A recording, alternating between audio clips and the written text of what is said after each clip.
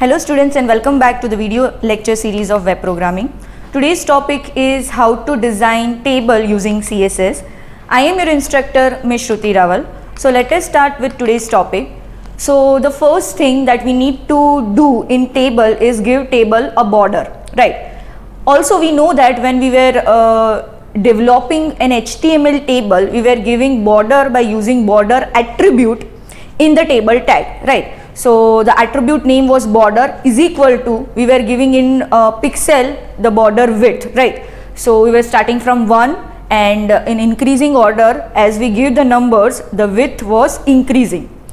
Now if you don't want to give that border attribute in your table tag, instead in CSS we can give table border. Let us see how.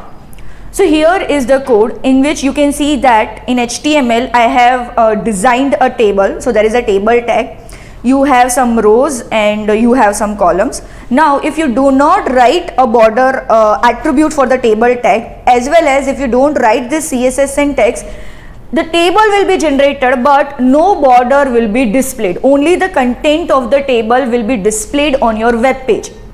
But aesthetically, if you are creating a table, many times you want the border to be displayed, right? So for creating a border in CSS, what is the syntax? This is the syntax. So the selector must be table, th as well as td. So it is very important that you give th as well as td in your selector, because if you give only table as a selector, there will be a border outside the table but inside the contents of your table, that is all the column. If you want all the columns to be divided by borders, then that border will not be displayed unless you give selector td and if you have used in your code th, right? So what are the selectors that I have given? Table, comma, th, comma, td. And inside that, what is the property name in CSS for giving border for table? The property name is border. It is the same name as we were using in table tag as an attribute, right? So border is also a property that we have studied earlier, right? We have studied font and border properties. In that also we have studied border shorthand. This is exactly the border shorthand property. You know that in border shorthand you can give 3 properties related to border. So what are the 3 properties that we have given over here? The first is width of your border. So here I have given 1px. So 1px is my width. You can give 1, 2, 3 in increasing order. The width of your table border will increase. The second property here you can see I have written is solid. So you know that this is basically relevant to your border style. You can give different border style that we have already studied in the border property. You can give double, dash, dotted, groove, ridge, etc. Right? And the last is your border color. So you can give a color of your choice. Here I have given black. Right. So as soon as you give this particular property to table as well as td, what will be the output? This is the output. So this is a table and you will get such an output. So your border will be 1px thick. Every column will also have a border and your table will also have a border. Now if you do not write td and th, this dividers that you are seeing in between, that will not be displayed, only the outside border will be displayed, which is the case sometimes, right? So this was all about giving table border in CSS. The next is, for example, if you want to increase the table width, I am not talking about the border width, I am talking about the table's width. So what if you want to increase the width of a table? Then you have to use the width property which is attached to every element in HTML, right? So CSS property height and width can be given individually to every element. Similarly, here also you can see that I have created a table in which I have some rows and columns. Also, I want to increase the width of my table. So what is the selector that I have given? I have given only table tag as a selector, because if you give multiple selectors like TD and TH, the individual widths will also be affected. I don't want that. I want the overall table width according to the ratio to be increased. So the property name for increasing the width of your table is width. If you want to increase the height, the property name is height. If you want to increase the width, the property name is width. Here I have written 100%. So it is relative to your web page, the page that is being displayed on your browser. So relative to that web page, your table width will be 100%. So what will be the output? This is the output. Your table will be extended till your web page is being displayed. So it will be stretched to 100% of your web page, right? You can also give width in pixels. Okay, so this was all about table width, and you can also give height. The next is collapse table border. Now for understanding collapse table border, first of all, you see this border. You can see that when you give border property for increasing the table width, first here I have given table border property, and you can see that when you give the border property, if you give width, style and color, you can see that there is double borders by default which is being displayed, right? You have not explicitly specified that I want this sort of border in solid style, but still this is by default that your border is not collapsed to one border, it is by default two lines which is being displayed. Now if you are not comfortable by using this particular style for solid border, and if you want only one line to be displayed in your table border, the property to be used is collapse table border. So what will this property basically do? It will collapse the two borders, or you can say the double border, into a single border, right? So here again I have my HTML table which I have designed, in which I have some rows and columns. I have here given the table border property. So in border property you can see I have 1px width, I have solid table border style, and I have black color for my table border. But again I have specified some another property. The next property which we have already studied is width. I have specified width 100%, and border hyphen collapse, in which I have written collapse.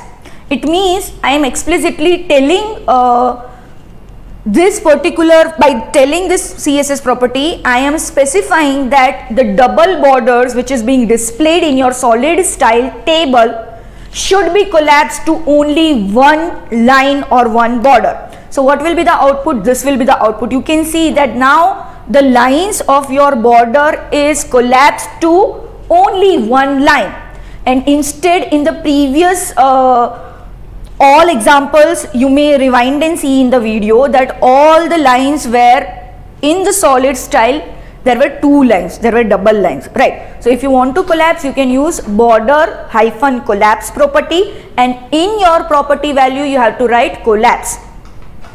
The next is horizontal dividers. Now what do you mean by horizontal dividers? In many tables you have seen that you do not have vertical dividers, you only have horizontal dividers. It is just for a soothing aesthetic that your horizontal dividers tables are created. So for creating such a table, what should be done? So here I have written only the CSS property. It is assumed that you have already created an HTML code in which you have created a table tag and you have some rows and columns in that particular table tag, right? So that portion I am skipping. I am only specifying what is in the CSS style. So in the CSS style you can see the first table selector has border collapse, and I have collapsed my border because obviously I would be specifying solid border style and I do not want double borders. So I am collapsing my border. The next property that I have specified is width property. In width property I have specified 100% because I want my table to be stretched to the length of your web page. Now for dividers, what are we doing? We only want to specify, so you know that if you do not specify the selector TD and TH in your border property, what will happen? You will get only the table's outside border. you will not get the inside dividers, right? Here horizontal dividers, it means I want to style my dividers which are present inside your table. Okay, so what are we doing? We are not specifying TD and TH along with the border property here. Instead, what are we doing? We are specifying it separately. So here there are two selectors, TD and TH. Inside that I have given some padding, right, so that the content and borders have some sort of space. How much space are we giving? 8 pixel space. The next is text align. I want my all text inside the column to be aligned left. Okay, and the last is border hyphen bottom. Now recall, when we were studying border property, we had individual shorthand properties: border top, border right, border bottom and border left, right? So that particular shorthand we are using currently, in which we are only specifying border bottom. And which selector are we specifying this property to? We are specifying this property to TD and TH, that is our columns, right? And we are specifying 1px solid and we have specified this color in hexadecimal value. So what sort of output we will get? This is the output we will get. You can see that the table is not having a border. The outside border is skipped. Why? Because again here inside the table selector we have specified only border collapse property and no border property. So there is no border style attached to the table. So the outside border is skipped. Next, you have specified TD and TH, but inside TD and TH you are specifying only border bottom. You are not specifying right side border, left side border and top border. So that is altogether skipped and you have only this border bottom. So here you can see after every row you are having only border bottom and you have already specified the color of your choice. So here it seems like your table is having your horizontal dividers only. Similarly, you can also create vertical dividers, but vertical dividers are not eye-soothing or they are not very web page friendly. Horizontal dividers on the other hand looks very good. So generally designers use this code for creating horizontal dividers. Now there is no new property in creating horizontal dividers. It is just a little bit of CSS trick. Great. Now let us study that what you may have seen, that there is a web page, there is a table, you have some border in your table. Now when you hover the mouse on the table rows or table columns, many a times the color, the background color, the font color on which you are hovering the particular mouse changes. So if you want to create such a hoverable table, what should we do? So again here assume that in your HTML code you have a table with some rows and columns. Here I am going to specify or clear only the CSS property. So the first selector is table stable, and inside table again I have written border collapse and width 100%. The next is I want horizontal dividers. So this code is similar to the previous example that we have already seen. So I have given padding, exactly 8px we have given in the previous example. Here also I am giving the same padding. Text align was left, here also text align is left. Border bottom property I had given for creating horizontal dividers effect. Here also I am giving border bottom property. For that inside border bottom I am specifying width, border style and color of which that particular border bottom I want. The only addition to the property is I am specifying TR selector. So here you can see I have TR selector and along with TR I have a pseudo class. Now we are already aware about what do you mean by pseudo class, because we have seen pseudo classes in hyperlink when we were designing or styling hyperlink, right? So there were different pseudo classes attached to hyperlink or a tag. Similarly, in TR also you can use this hover pseudo class. Pseudo classes are predefined classes that you can use along with your selectors. So TR, and when you want to use pseudo class, what is the operator that you need to use? When you are using normal class attribute and calling that class attribute value in your CSS selector, you are using dot operator. but this is not your custom class attribute value. Instead, it is the predefined or inbuilt or pseudo class value. So for referring the pseudo classes, instead of dot operator, we are using selector colon pseudo class name. So what is the pseudo class name that we are using over here? Hover. Why? Because I want to create hoverable table. For that, when I hover on a particular row in my table, I want the background color to change. For example, by default the background color is white. Whenever I am hovering on a particular row, I am hovering the mouse, I want that background color to be changed to red. So what is the property that I have written? TR, because I want the rows background color to be changed. If you want your columns background color to be changed, you have to write TD. Here I have written TR, which is the pseudo class I am using for changing the for giving the hovering effect. Pseudo class name is hover. What is the operator that I am using? Colon. So TR colon hover. In the property value, you may write any property value that is of your choice. Here I have changed the background color. So here you can see there is a table. So it has some rows, it has horizontal dividers. Now let us see that if I have a mouse and if I am hovering that mouse on particular row, you can see that whenever I am hovering the mouse on particular table rows, the background color is changing from white to red. This is known as hoverable table, and this you can create, this effect you can create using the pseudo class hover, right? The next is striped table. Now many times you may have seen that you have a table in which the odd rows have different color and your even rows have different color.